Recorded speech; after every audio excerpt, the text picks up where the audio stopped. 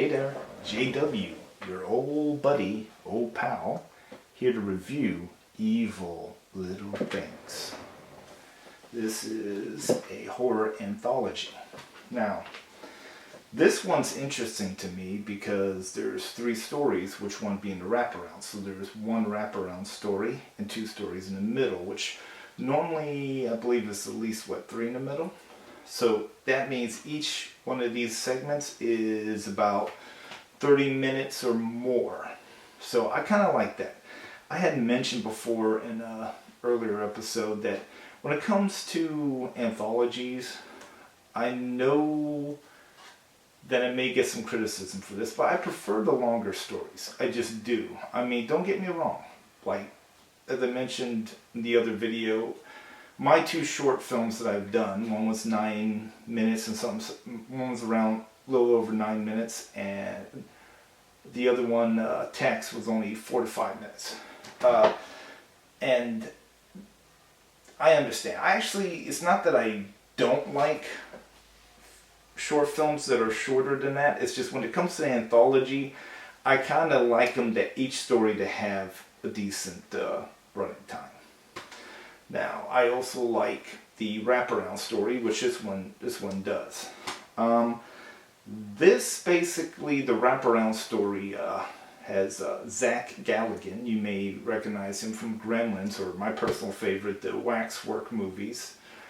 Also, he did a movie for Trimark, which got folded into Lionsgate, which basically is a forgotten movie called The Psychic, which ended up being a USA TV premiere and additional to video. It's got little to no promotion on it. It has him and Catherine Mary Stewart from Night of the Comet as a professor that he likes when he's going to college student. Anyways, I don't think that movie's ever been released on DVD. I'll be honest with you. If I had the money to license or buy a film property, The Psychic with Zach Galligan, oh yeah, it was definitely on my high list. Anyways, I digress. So back to Evil Little Things. Now, another interesting thing is all 3 stories in this anthology are directed by the same director, which I don't think happens very often. If I'm mistaken, please let me know in the comments. Matt Green. Now, the wraparound story has Zach Galligan as a stepfather to a little kid that he sees as needy. The kid obviously doesn't like his stepfather, so basically the mother, she has to go and comfort the boy. The stepfather thinks, you're coddling the boy. So what she decides to do is to keep him from kind of calling out in the middle of the night is to give him a little buddy for his bed. So she takes him to a toy store. The toy owner is a very eccentric man who's a really big believer that every toy has a story. So, and that leads us into our movie, where the first story, Blood for Gold, concerning a family descended from the Irish that are in this house that's been in their generations, and it concerns a leprechaun doll. You know me, I don't like to do spoilers unless I absolutely have to, and even then I don't like doing it. It's a pretty good movie. If you've seen the previews, it's, basically a leprechaun doll starts killing people. It's very good, and there's a reveal at the climax of the story that I thought was just brilliant, really brilliant. There were some criticisms. I actually do read reviews, and I have to say, a lot of the criticism on this movie in general and the Leprechaun Blood for Gold story, I'm a little bit confused. One of the biggest criticisms that I've heard, and it's not going to come from me, I don't see it the same way, is that they were wondering, where's the CGI? Wasn't the leprechaun doll and the other dolls, and why no CGI?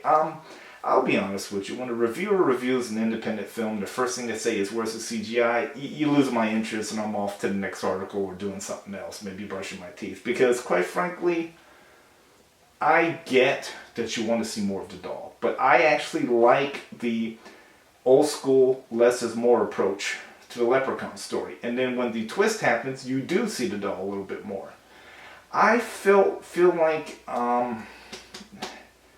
people are getting into the whole visual aspect, which is fine, it's a movie, but I just feel like the story aspect kind of goes down the drain when people are reviewing films. I'm like, did you like the story? I mean, they'll, critique on the acting and all that, but they don't mention if they overall like the story, at least the concept, half the time. Now, there are some critics that do, not bashing critics at all. I mean, technically I am one now. Alright, so the second story concerns a young girl who was scarred in an accident, I believe, and she has this unhealthy obsession with dolls, even dressing as one with herself, and carrying a little toy wagon full of dolls. And she goes to a Comic Con, I believe, because she kind of fits in there. She feels like she can be herself without being judged, which is really true, and a lot of reasons why people go to Comic Cons or cosplay cons. So she meets a boy from her past, and her obsession with dolls pretty much has a lot to do with her scar on her face and her own vision of herself. And one of her dolls actually appears to be alive. It's a pretty good story. I'll be honest with you, I really thought the overall in the anthology, The Blood for Gold, The Leprechaun, awesome story. Honestly, could have been a feature in its own. Would have dug it. But this story is pretty good. It's got a creepy ending, old school approach to the dolls again. I liked it, but in this case, I know I'm going to sound like a hypocrite, and I apologize in advance. I do feel like this one could have been shorter. I just do. And then we come to the climax of the wraparound, where the kid finally decides on a doll. He decides on the clown doll, and then pretty much we get into a little bit more look at just how darker and how malevolent the stepfather can be, and then the movie ends. Now, at the end of the movie, I'm really big on music, and I'll be honest with you, majority of the songs I like are from film soundtracks. I mean, I literally don't follow artists, because my exposure to a lot of songs, with the exception of things I find on YouTube, it's pretty much I find them in movies. Down in the Darkness, the name of the singer, her name escapes me at this moment. I'll have to look it up.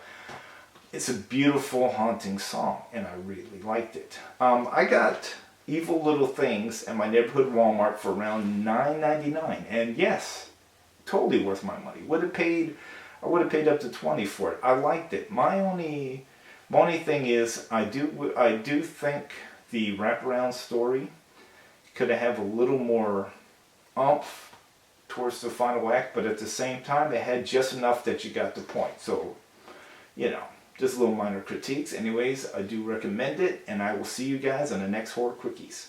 Later.